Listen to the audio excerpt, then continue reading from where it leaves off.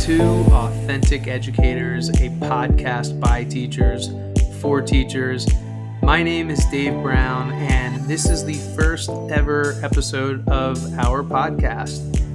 Cody and I, my podcasting partner, we cannot wait for this school year and for this season of our podcast, where we're going to talk to a bunch of great teachers and each other about just best lessons, best practices, some favorite classroom moments, and just implementable strategies and ideas.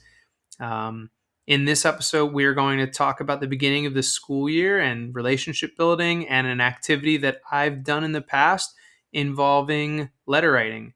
We can't wait for you to hear this episode and all the episodes to come this season. Our goal is to release every other Tuesday, aiming to release about 2 episodes a month that people can listen to on their commutes. And we're excited to get this thing going and to figure this out. So thank you again for listening. Here's our first episode. I'm really excited for this episode, Dave, because you and I taught together for approximately 10 years and definitely collaborated a lot. But I don't know if I ever watched you teach, which is one of the struggles that we have in education, of having the time to actually be in other people's classrooms. And so I feel like in this next 15 minutes, I might get a greater insight to what it would be like to be one of Dave's students than I ever had in the time that we worked in the same building. So why don't you start us by letting us know what your idea is, how it's applicable, anything to get us started. So like you, I love games, and of course I love to have fun. I think that you're silly if you don't think that having fun in a classroom matters. And there's probably a lot of different cool ideas I could draw from, but where I want to go is the very beginning. I've always thought that first week of school is the most important week, because you set the tone, you define expectations, and you also have the opportunity to show kids who you are and how you operate. And sure, something that I try my best to do throughout any school year or course, like throughout the entire semester or whatever it may be, is build a really strong rapport, because I think that some of the most important things that kids need to be successful, among like very specific feedback, is the next to that, I would say, is having a relationship. Right. And there's all those cliches about you don't remember what you learned, you remember how you feel. But I think that's so true. When I think back on my high school days, there were classes that were maybe subjects I wouldn't have cared about, but I cared about them because I cared about the teacher, and I felt like maybe the teacher cared about me. And is this activity that you do something that was based upon a teacher that you had as a student, or was this something that you kind of brought to the table once you were in that position? So I'll explain what it is, and this is something literally any teacher could do. And the second component to it that I'll explain in a bit, I don't know if there's somebody who did this, or if I don't want to take full credit for this. I don't really remember if this was me doing it on my own, but what I do at the beginning, take credit. Yeah, sure, thanks. So what I do is at the beginning of every school year or class, I have kids write me a letter, and I have relatively loose ground rules, and it's like, as long as you're genuine about it, you're going to get full credit. I try to make it like credit's not what matters. Like, I care about you. I want to learn about you. And so I have kids write me a letter. And for me, what I'm really trying to do and model is show them that A, I care about them, B, I'm interested in them, and C, I won't ask them to do anything that I wouldn't do myself. And I try to keep my word, and I tell all the kids that I'll actually be writing them back. And so we have a bit of a mini like pen pal type of thing. And by the way, this takes a ton of time. It's a really exhausting, tough thing. There's been times I've skipped out on it because of life circumstances or whatever the situation was. But is this a day one? I know you mentioned like the first week. Is this literally day one? I've done it literally day one. I've done it day 2 or 3 before. Okay. It's week 1. So it's flexible. It's a week 1 thing for me. But so I'll have kids write me a letter. They'll be anywhere from like couple paragraphs to like 2 pages. It's and the kids kind of determine their level of comfort.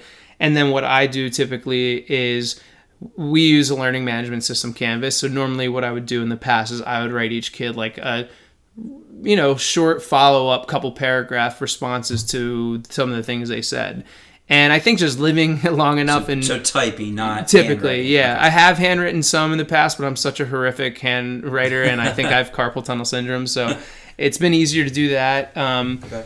Also, then I can kind of see and look back at what I've said, and I also used to use that to model for them how to use Canvas so it was like a Sure. dual purpose there. It was like, here's how to get in touch with me. Use Canvas. This is a way you can ask me questions if you're out or if you want to whatever.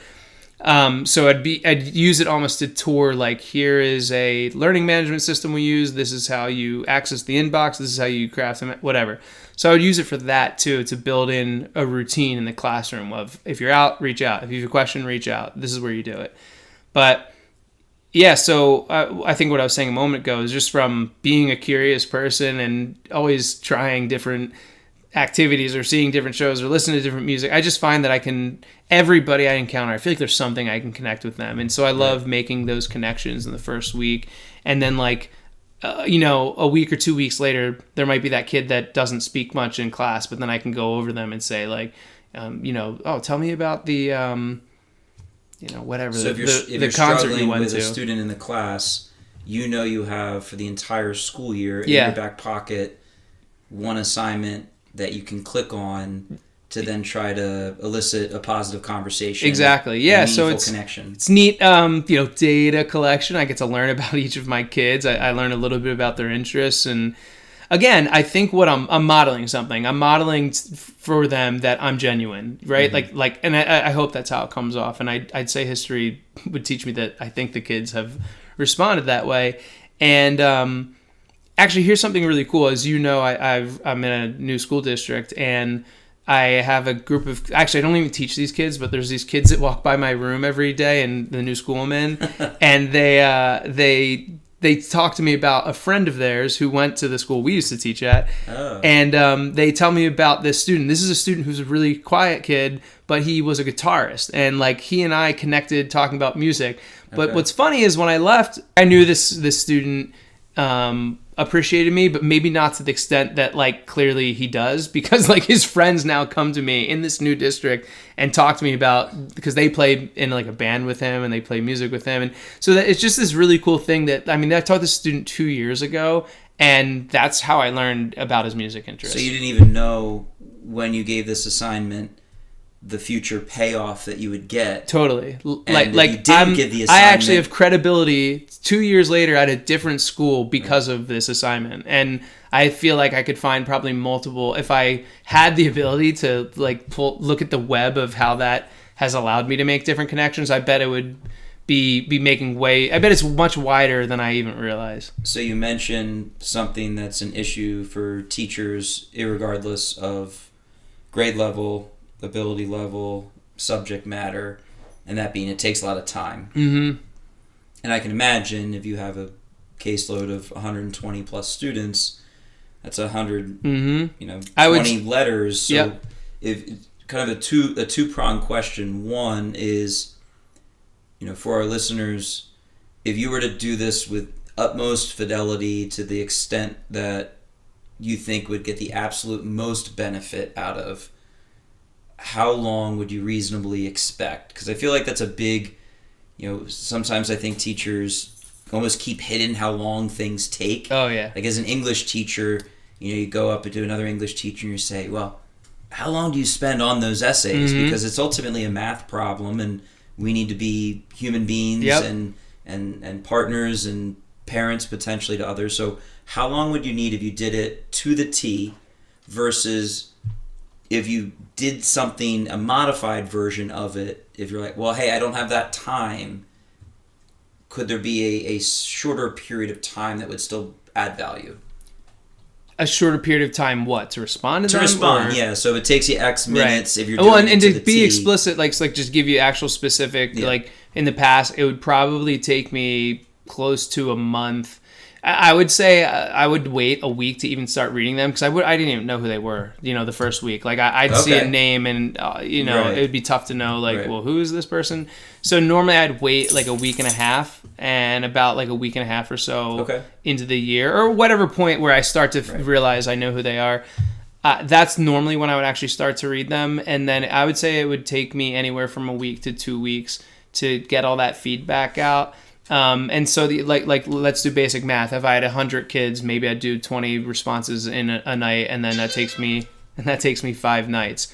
And I would say what would happen is I would do something like that, and I would try my best to like find little moments during prep or in between classes, or like when kids are doing independent work, to get back at them so I could chip away at it. Mm-hmm. And here's the reality. I won't even lie about this. When it comes to grading essays, the hardest thing for me was always just getting started. It'd be like having the motivation. Right. But I never had any problem to being motivated to read these letters, because what I was often getting was something real. And not to say that kids aren't real when they're writing an essay about literature, but oftentimes, you know, they are sort of, they're working for a grade in a different, right. I mean, they're working for that a lot more than this letter assignment. This letter is authentic. Sure. If, so I agree, and I can see the value in actually responding to the letter. You mentioned earlier how important it is to establish in your classroom, look, I'm asking you to do this. It's something that I can and I will do as well. Mm-hmm. And I'm wondering in this case if this would be a cop-out, my idea, or not, of you read the letter, and if you have the capacity on whatever program you're using to just record a 30-second verbal reply to the students. And maybe that could be, or maybe you could ask the kids, would you prefer me to respond orally, or would you prefer me to respond in a letter format? Yeah.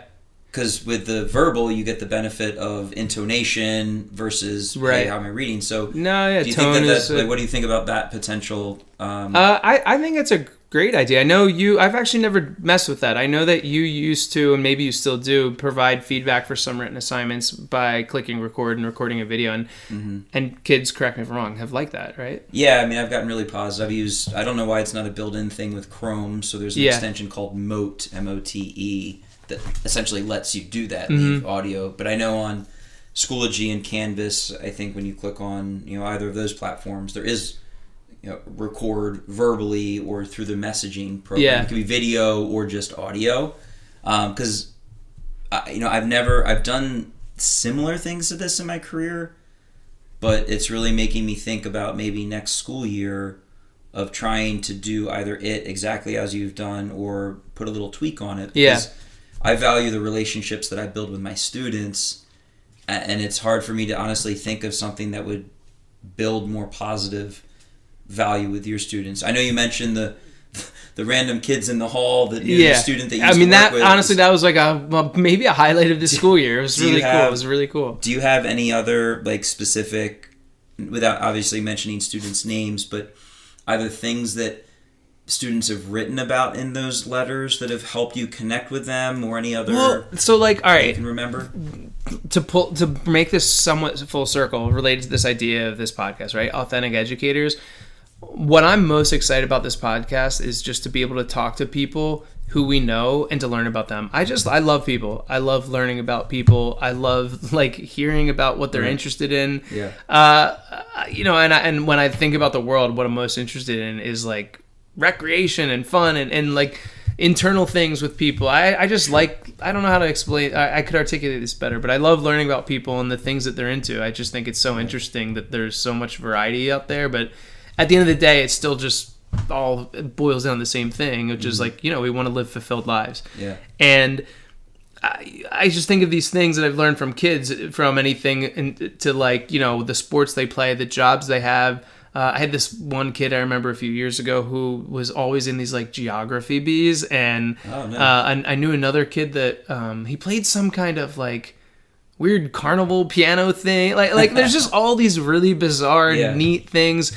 I learned about kids that would say like, I did this outward bound 2-week canoe trip, or whatever it is. And there'd be some obscure things that if they were things I didn't connect with, I'd still connect in that I'm interested in. I want to say, hey, like, tell me about this. And then if it is something I connect with where they tell me about a book series they love, then cool. Instantly I can talk to them about that book series. Or if it's a sport they love and I like it, like. Do you project like bullet point suggestions as they're doing it on I do. I normally give them something that has bullets that gives them suggestions, but I'm pretty specific in terms of none of these have to be hit on. You could really tell me. And no, like, you must write X words, so...